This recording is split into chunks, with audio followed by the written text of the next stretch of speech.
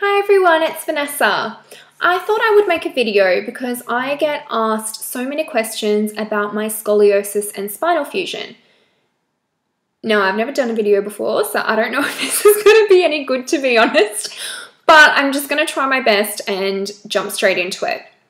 So, obviously, what is scoliosis? Scoliosis is pretty much a curvature of the spine. There are 4 different types of scoliosis. There is congenital scoliosis, which is when you are born with it. There is neuromuscular scoliosis, which is when you have neuromuscular disorders like cerebral palsy. Then there is degenerative, am I saying that right? Degenerative scoliosis, which is a condition that kind of happens over time and normally occurs in people who are over 40. And then there is idiopathic scoliosis. Idiopathic is the most common form of scoliosis, and it is the form of scoliosis that I have, and pretty much idiopathic means they don't know what causes it. Yeah, awesome. So yeah, for some reason, scoliosis does occur in more women than men, and I think the idiopathic kind happens mostly in adolescence, and when you kind of go through puberty and you go through growth spurts and all those kind of magical things. So I found out that I had scoliosis quite late in life, when I was about 16. Apparently kids get screened for this in school. I was never ever screened for this at all. So my scoliosis was found by a chiropractor, and it came about because I was just in so much pain all the time that I went to a chiropractor, and it's pretty standard practice that they do like some x-rays and stuff before they do an adjustment on you. And the chiropractor was pretty much like, oh yeah, of course you have a sore back, you have scoliosis. And that was pretty much all I had learnt about it until I got a bit older, and it obviously was affecting my life.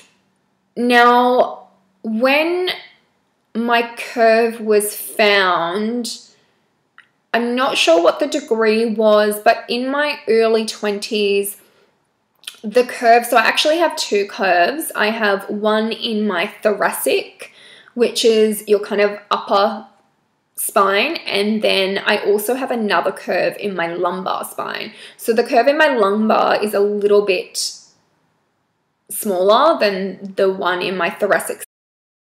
Also, because of my scoliosis, I have a very, very worn lower disc. That is probably something that I am going to have to get operated on in the near future. And actually, I've been looking into like a new technology where they just kind of inject a product into it, and I don't know, I'll have to explore that sometime. But pretty much surgery is a last resort. Like, getting a spinal fusion is not the first route that people take when they have scoliosis. It is literally the last option. Well, for me, it was the last option. And that was because you seriously have to consider getting a spinal fusion once your curves kind of hit the 30 to 40 degree mark. By the time I ended up getting an operation, the curve in my thoracic spine was, I think it was 48 degrees, and the one in my lumbar was around the 30 degree mark. The thing with scoliosis is that it normally curves a degree every year. It doesn't normally just stop. There are things you can do to kind of slow down the process, but for me, that wasn't working at all, and my spine definitely was curving a degree or more every year. And my surgeon said, this is what you need to do. It definitely is a very confronting decision to have a spinal fusion. it isn't something you should take lightheartedly at all. It is definitely something that really impacted me and my life, not just physically, but also mentally. And to anyone considering this operation, I really, really recommend that you just have like such a good, sorry, I've got mascara running, such a good support network around you, because it's literally like becoming a baby again.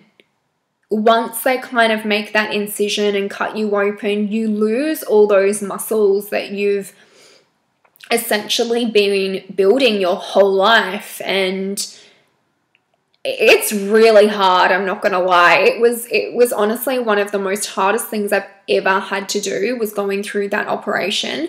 So I had my spinal fusion in June 2016, so nearly 3 years ago.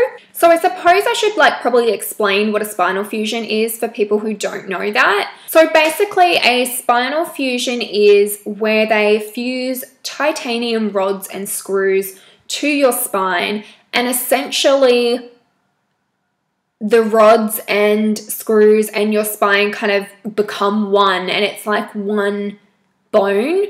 So normally your spine kind of flexes in the joints, and you know, you can bend and move and things like that. But once you have a spinal fusion, yeah, your spine is literally one. How did this impact my life? Oh, I think I can talk about it now without getting upset, but anyone considering this operation, it is honestly so taxing on your physical and mental state. Well, it was for me personally. I definitely wasn't someone who just bounced back like a spring chicken. It really took everything out of me. When you wake up from the operation, they will make you kind of move your feet and legs and arms and things, because obviously a real risk is paralyzation, and they obviously want to check that all your nerves and things are intact. And then within 48 hours, they will make you walk. This is literally one of the most excruciating things I have ever felt in my life, was trying to walk 48 hours after a spinal fusion. It was so painful, and I'm getting upset. I'm just someone who is, I'm sorry. I'm someone who is so independent, and I love my freedom, and having that temporarily taken away from me, and I literally felt so weak. I've never felt that weak in my life. And although I'm so grateful, and I had my operation at the Alfred Hospital in Melbourne, and my surgeon was Dr. Etherington, and I just cannot thank them all enough, because without like their care and support, I would not have got through this, or without my friends. And anyone who's like gonna go through this, I'm not even gonna lie, it's so hard. It's not an easy operation to go through. You're gonna like honestly be like, what have I done? Have I made the right decision? And I'm just telling you, like, you'll get through it. It's okay. But yeah, when I think about that time and go back to it, it really wasn't like a period of my life that I loved, to be honest. Yeah, it's hard, guys, but it is worth it. I'm just gonna but it is worth it, you know. It's your health. I mean, it is worth it. It's your health, and that should be like one of your biggest priorities. And that's something that I really learnt, was I just took my health for granted before having this operation. I was like, I just didn't, not that I didn't care, but I definitely feel like I took my body for granted before having this operation. In terms of how this affects my daily life now after it, I feel that metal in my body every single day. Not all day, every day, but I am definitely aware that it's there. You can't like really, so I can't really bend anymore. So kind of like, oh, the dishwasher. So I can't really bend down to put the dishes in. I have to literally do like a full squat and then load the dishwasher. Same with like if I drop something on the ground, it's just like a motion that I can't really do anymore. I probably could, but it really hurts and it's just not worth risking the integrity of the metal. Also, things like getting in and out of bed. I'm going to try and reenact it. So this is like the bed, right? And this is me. So normally kind of, oh gosh, my hair. Hang on. So I'm going to try and reenact it, right? So normally like when you get up in the morning, hang on. So this is the bed and this is me. So like normally when you get up in the morning, it's like, oh, good morning, and everything's all good. I can't do that anymore. It's kind of like, this is going to look so weird, but so to kind of get myself up, I kind of roll my body, prop myself, and then get up. It's obviously like a much fluid motion when I do it in real life. And same thing for when I kind of get into bed. I kind of roll on the side, go in, and then lay down. This looks so stupid, but hopefully people out there with the spinal fusion know what I'm talking about. And there's just like different things. I think it's just like become my norm. I'm not really super annoyed at the differences that have happened or the changes that have happened in my life from the operation at all. It's just kind of, it is what it is. And at the end of the day, I am just so grateful to be alive and that I got through this. In terms of like managing the pain, this is going to sound so silly, but I think because I live in Melbourne and it's quite cold a lot of the time, when it's really cold in winter, the coldness and the metal, like, it is awful. Like, it is just an awful, awful pain. And I literally go to sleep with hot water bottles and I have hot showers and things like that. So that's probably something that is really annoying about it. So in terms of other things that are kind of affected is, well, I choose not to really do heavy weights and things like that. I've definitely eased off it. It's not a complete no-no, but I really do notice like I struggle and it's just like not worth it for me to do squats with heavy things on my back in case I do damage myself. Like, I'm just figuring out different ways to exercise. Obviously, things where you're expected to curve, like yoga and stuff like that, is obviously very, very difficult for me to do. And there's also like a kilo limitation for quite a while after the operation. So I think straight after the operation, it was like literally I could not carry anything less than a kilo. And that was for like a good 6-7 months. And then it increased to 5 kilos.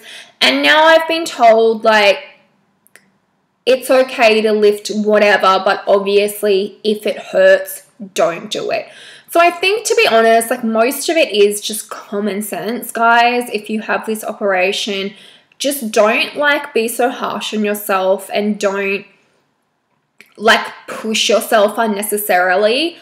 I think one of the things that really helped me as well is finding things that I enjoy. I did hydrotherapy classes with elderly people for so long after I think like a whole year. It was so funny. I would like rock up in my bikini and they would be in there like, I don't know, bathers. And I really enjoyed that because for me, the freedom that you kind of feel in the water, it's just different exercising in the water for some reason.